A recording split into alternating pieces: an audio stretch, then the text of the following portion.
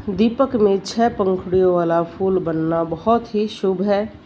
हमारे जीवन में बहुत सारी चीज़ें जुड़ी होती हैं, जैसे 6 कर्म विशेष मनुष्य के लिए होते हैं। जब वो आपके पूर्ण होने शुरू होते हैं तब आप पर विशेष कृपा होती है।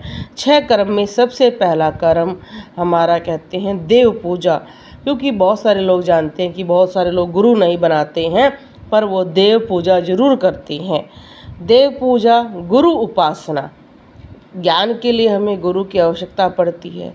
स्वाध्याय, अपनी आप अगर हम किसी तरफ मंत्र जाप या कोई अध्ययन नहीं करते हैं तो हम पूर्ण ज्ञान प्राप्त नहीं कर पाते हैं। संयम, बहुत सारे लोग ऐसे हैं जो ये कहते हैं कि जी हम साधना कर लेंगे, पर हमसे संयम नहीं होता है, इसलिए भी वो भक्ति मार्ग में आगे नहीं बढ़ पाते हैं।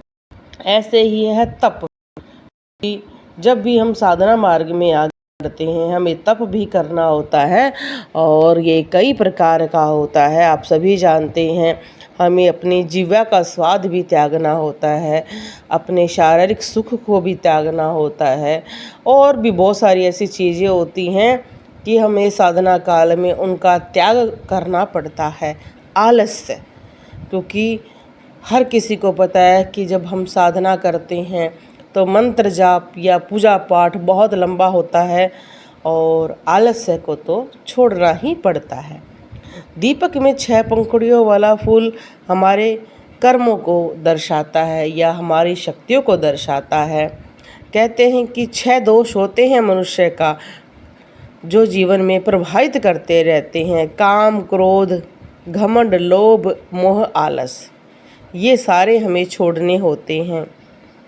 हमारे कहते हैं कि जब भी हमारे को ज्ञान प्राप्त होता है तो 6 ज्ञान के अंक होते हैं, जैसे शिक्षा, कल्प, व्याकरण, निरुक्त, छंद और ज्योतिषी।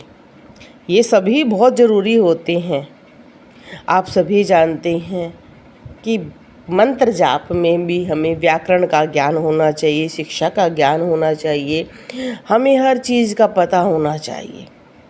ये बहुत ही सटीक जानकारी है, और क्योंकि जब आप स्वयं ये कार्य करना शुरू करते हैं तो आप इसका कारण समझ पाते हैं कि छोटे से छोटे मंत्र, जैसे किसी को ओम विनायका नमः दिया, उसने न की विनाशकाय, ना कि यह कि को शय बना दिया।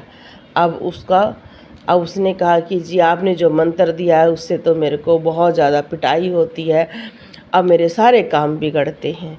तो अगर उसे थोड़ा सा भी इस चीज़ का ज्ञान होता कि नहीं ये मंत्र नहीं है, ये यह है, यहाँ पर शय है, तो इसलिए कहा जाता है कि जब हम लोक कल्याण करने के लिए भी बैठते हैं तो हमें भी ध्यान रखना पड़ता है कि हम किसी को जो कार्य दे रहे हैं उसको समझ नहीं आया तो उसको बार बार समझाना भी पड़ता है और उसकी हर चीज़ को ऑब्जर्व करना पड़ता है।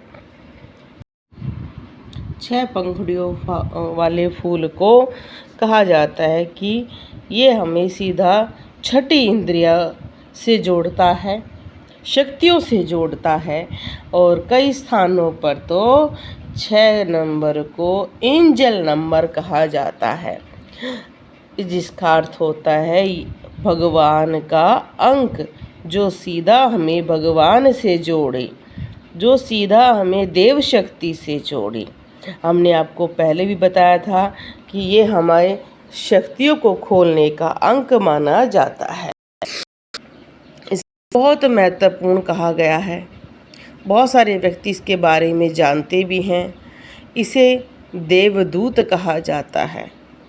जब भी हमारी 6ठी इंद्रिया जागृत होती है तो इस तरह के फूल बहुत बनते हैं।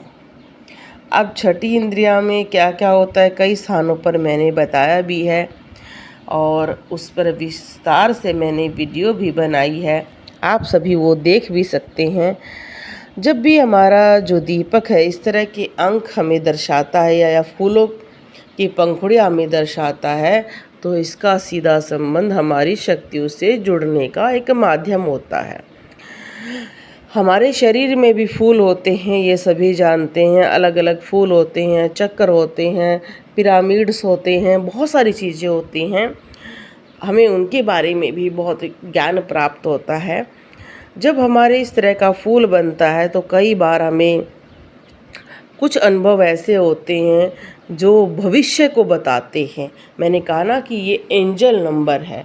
एंजल नंबर भगवान का नंबर, या ये कह सकते हैं भगवान का एक संकेत। उस टाइम आपको जो आभास होंगे वो 99% आपके सही होंगे। जो आपके मन में बातें आएंगी, आपको सपने में दिखाई देंगी, वो आपको दर्शाएंगी सीधा सीधा एक भविष्य को दर्शाएंगी। जो आपके शत्रु है उनका चेहरा भी दिखाएंगी, जो आपके अच्छे हैं उनका भी चेहरा दिखाएंगे। आपको सीधा एक ऐसे कनेक्शन से, यूनिवर्स कनेक्शन से जोड़ता है ये सीधा संबंध हमारा, जिसमें हमें सीधे अनुभव होते हैं, लोगों के बारे में पता चलता है। और हमें उस टाइम ना तो डरना चाहिए ना क्रोध करना चाहिए, क्योंकि कई बार साधना में हमें कोई हमारा बुरा कर रहा है, हम उसका नाम लेते हैं और हमारी लड़ाई हो जाती है। ऐसा नहीं करना है।